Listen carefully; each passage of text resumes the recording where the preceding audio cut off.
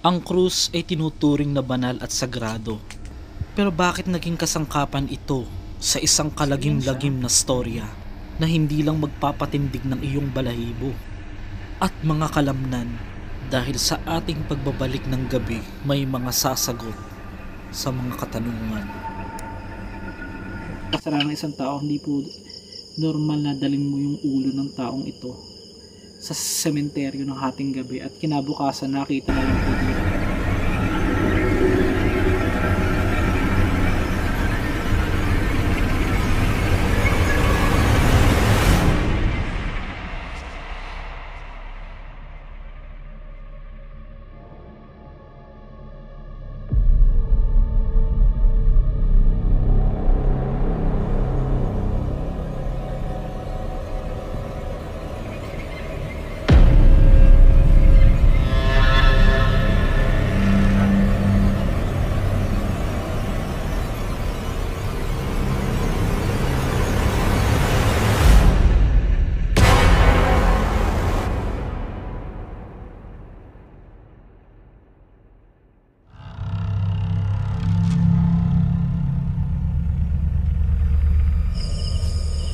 Welcome back to my YouTube channel. Special episode po ito dahil nandito po tayo ngayon ang ating exploration sa Negros Occidental.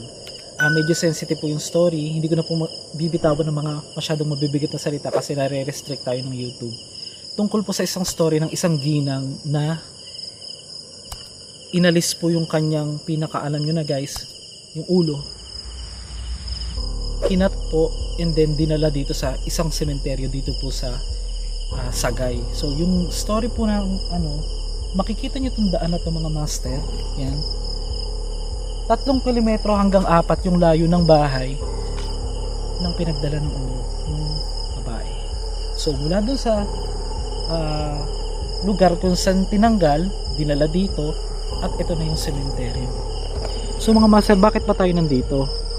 Nandito tayo upang balik tanaw lang sa konting story and then doon ko nakikwento yung eksaktong dahilan kung bakit at pupuntahan natin yung kanyang eksaktong puntod malapit kung saan nakita yung kanyang pinaka ibabaw na bahagi ng kanyang katawan mga master. So yan, so makikita nyo guys dito sa part na ito 2 taon nang nakalipas nang pinuntahan ko to ng umaga. So makikita ninyo malinis, di ba, pangkaraniwang sementeryo at ito yung daan. Ito yung pinanggalingan ng mismong tumapos dun sa ginang na dala-dala niya, bit niya mula dun sa bahay ng tawag dito, hating gabi, dinala dito sa sementeryo yung kanyang pinakaano. Hindi ko na ilalagay, babanggitin guys kasi nare-restrict. And then ito na, ito yung mismong sementeryo. Bakit may motor din? So today is, anong oras na sa'yo? Teka, nakita ko lang sa inyo guys kung anong oras na. Kasi nagkaligaw-ligaw talaga kami, hinanap talaga namin. Yan o, 1:48 AM na po. Inumaga na kami kakahanap. Bakit may ano dyan? Bantay? Ito na mga master, parang di tayo masyadong magtagal. Hindi ko alam kung nandito pa rin yung cruise. Sa mga hindi nga nakapanood ng part 1 nito, pinuntahan ko ito ng araw. Pero itong lugar na ito, ang pinanggalingan niya, mga 4 na kilometro, papunta sa sementeryo. At daladala niya mismo yung bahagi na isang kalabaw ang pinagmula ng lahat ng ito. Kung mapapansin yung itsura ng sementeryo sa araw ay parang pangkaraniwan ito. Pero masasabi mong medyo creepy at liblib ang kanyang kinalalagyan. Mapapansin niya sa pinakadaanan na ito na agad ang sementeryo.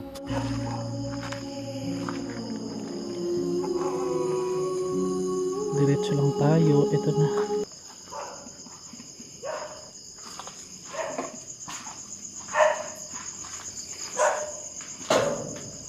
Saan? Ito to. May tao ba dyan?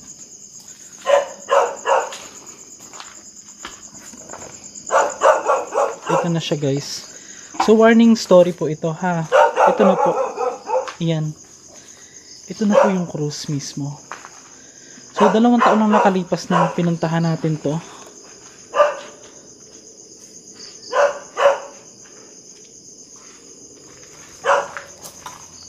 Yan. So ilalagay ko na lang po, mag-iingat po tayo ng salita. Ilalagay ko na lang po dyan sa screen yung mismo kinalalagyan mo itong pinakaibabaw na ba na hindi natin, kasi ang hirap kasing banggitin guys eh. Ganito na lang po para matapos, para hindi tayo masyado magtagal kasi mabigat sa pakiramdam.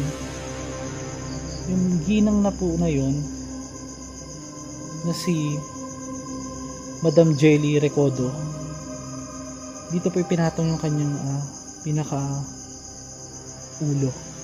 So ibig sabihin, tinangay, dinala dun sa bahay, dinala dito sa sa sementeryo, nag-trending po ito. So makikita nyo mismo yung course na yan. So dito gagamit lang tayo ng paranormal investigation, yung ating pandete kung may something lang dito. And then after nito, diretso na tayo sa puntod niya guys. Doon ko na ikikwento kasi pag dito medyo mabigat eh. Kaya doon na lang sa nung lalambot yung tuhod ko. Ikayo? Wala. Ikaw BFF? Anong pakiramdam? Tuhod mo okay lang? Okay lang. Kinakabahan ako.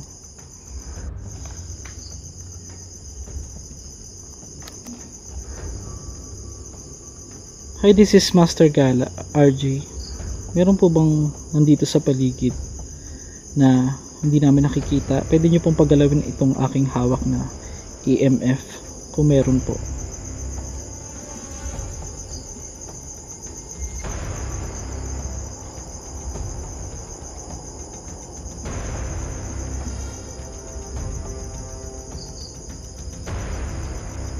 Wala talaga. Wala pa siya sa ngayon. So doon na lang tayo sa kabila, sa mismong puntod niya. So dito, kung lalapitan natin siya guys, lapit ka, ano mo ilaw. Ito siya. Kung mapapansin nyo guys, hindi ko nahahawakan na, walang tayo ng something. Ito. Tuturo ko na lang. Dito. Ilapit mo yung ilaw na konti. Dito po sa side na to, ipinatong. So mapapansin nyo na, makapal or siguro mga 3 inch yung lapad, at dito talaga ipinatong yung pinaka yung bahaging yun mga master. And then nagkagulo rito yung mga tao. Yung ito kasi tulusan talaga yan ng mga nagdadasal, mga nag-aampo sa Bisaya. At nung time na pinuntahan ko to mga master, that time is wait lang.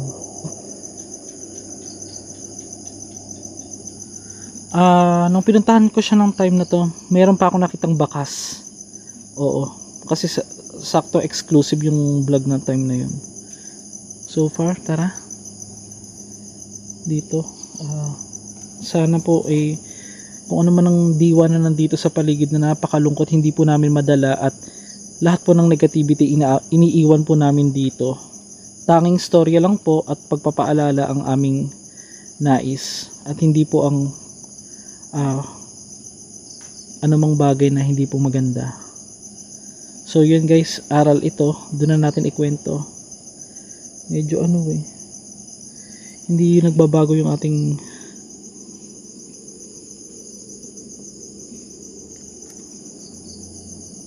tara. So wait lang. Dito siya. Saan yung pang ilang hakbang lang guys, ito na yung mismong kanyang, mula dun sa pinanggalingan ng kanyang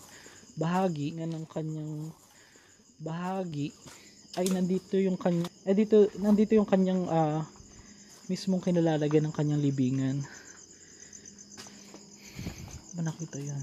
Wait lang, wait. So ito po nakita po namin. Grabe, hindi na naasikaso, no? Yung hawakan.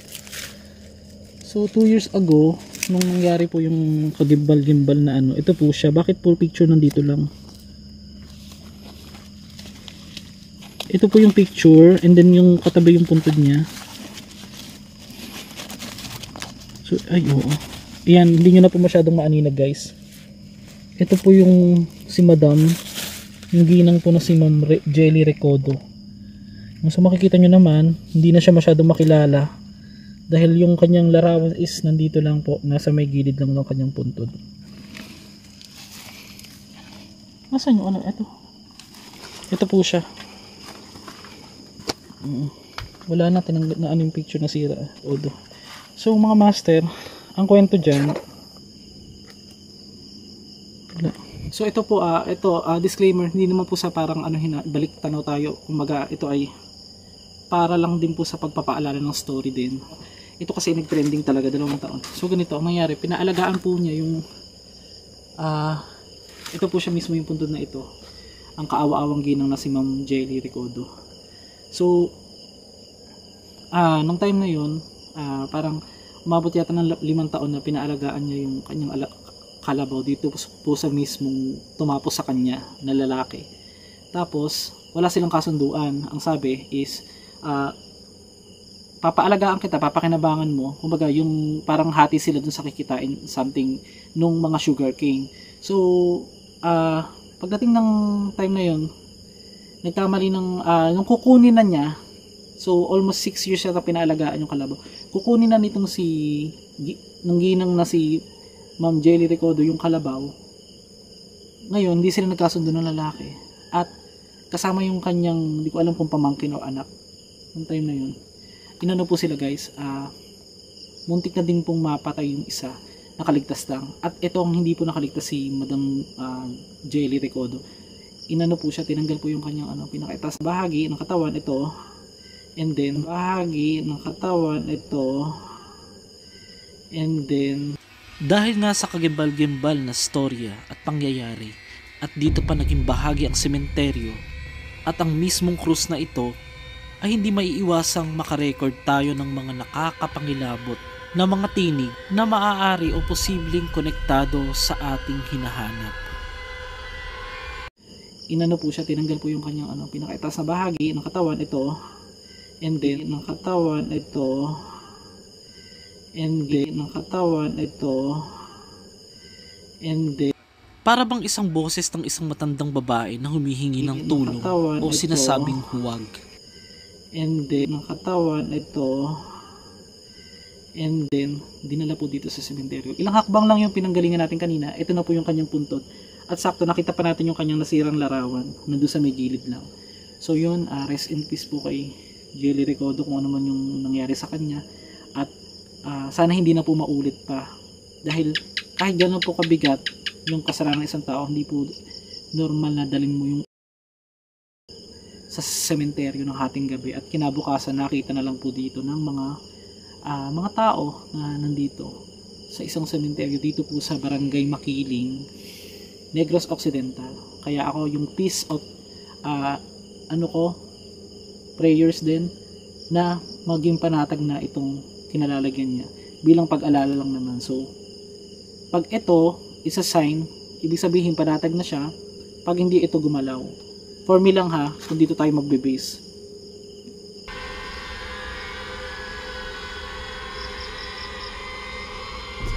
Anong tapat mo ito? Hindi tayo nagsasalita niya. So nakikita niyo guys, mabigat yung pinagdaanan talaga. Hindi pa niya BFF. Takot. Hindi pa niya totaling yung hustisya. Yung lalaki. Ha? Yung lalaki, hindi niya pa pinapatawad. Oo, parang ganun. Ayun guys, wala akong nakawakan. Kanina pa kami pindot ng pindot pero green lang to. Nung nandun, di ba, sa cruise kanina. Pero nung dito mismo sa puntod niya, grabe So, hi, this is RJ, Master Gala. Alam ko kung pasensya na kung ano man ang diwa na istorbo kita kung nandito ka man o may diwa ka dito. Pero paniniwala ko, ang taong namayapa na ay hindi na magagambala pa ng sino man para sa akin. Pero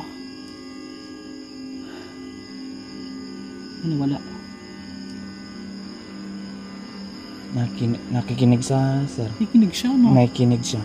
So yun, akong nakadiscover po kami nang nandito, hindi po namin hangad. Ang gusto lang po namin maipakita sa tao na totoo po ang mga bagay na hindi nakikita, ang paranormal. Naniniwala po ako 100%. Pasensya na po kung meron po kami nagambala or what.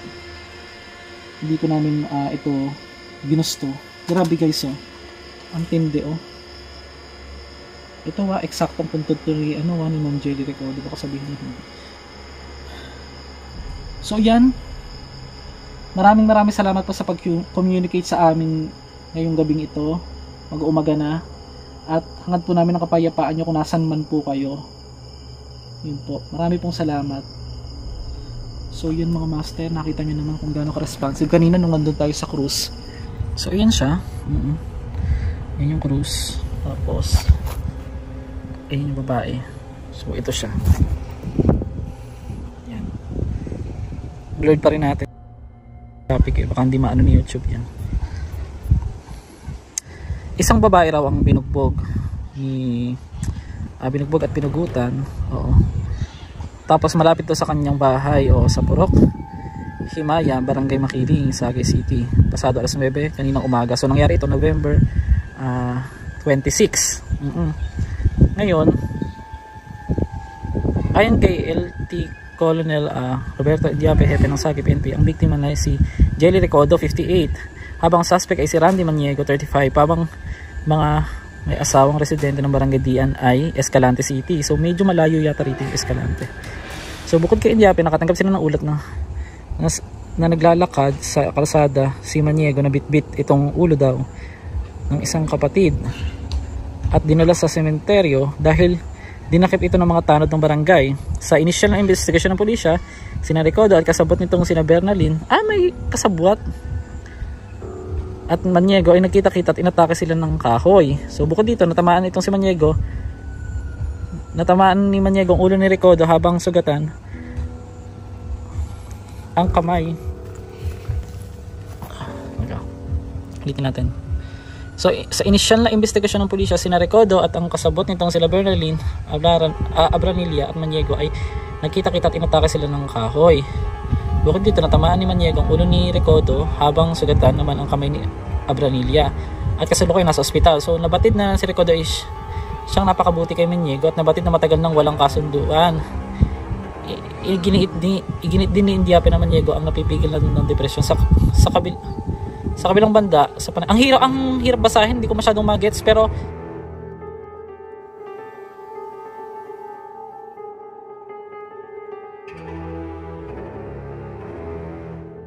so yun guys, magiging silbing aral sa atin tong vlog. Magpapaalala din sa atin na huwag tayong masyadong pakatiwala na sa mga taong umoo sa usapan. May usapan kayo tapos hindi natin masasabi kung iyan ba talaga ay tutupad. So anong nangyari, hindi kasi tumupad yung lalaki. Ngayon, ang kinukuha na ni Jelly Recodo yung kanyang kalabaw. Hindi kayo nagkakamali guys, kalabaw po yung pinagsimula ng kanilang pagtatalo umano, ayon po sa trending ng balita. At nung kukunin na niya yung kanyang pag-aaring kalabaw nitong si Jelly Recodo, hindi sila nagkasundo ng lalaki at dun na nga walang awa siyang tinapos mga master. Paki-like po ang video ito, paki-share para po sa panibago na namang update, kasi kung hilig mo yung mga ganitong story, at huwag mo kalimutang mag-subscribe mga master. Sadyang napakapait at napakalungkot ng katotohanan na sa kabila ng ikaw ang tumulong sa mga tao, ay bandang huli ikaw pa ang gagawa ng masama. Tanging langit ang gaganti sa lahat o paparusa sa lahat ng mga gumawa sa atin ng kasamaan.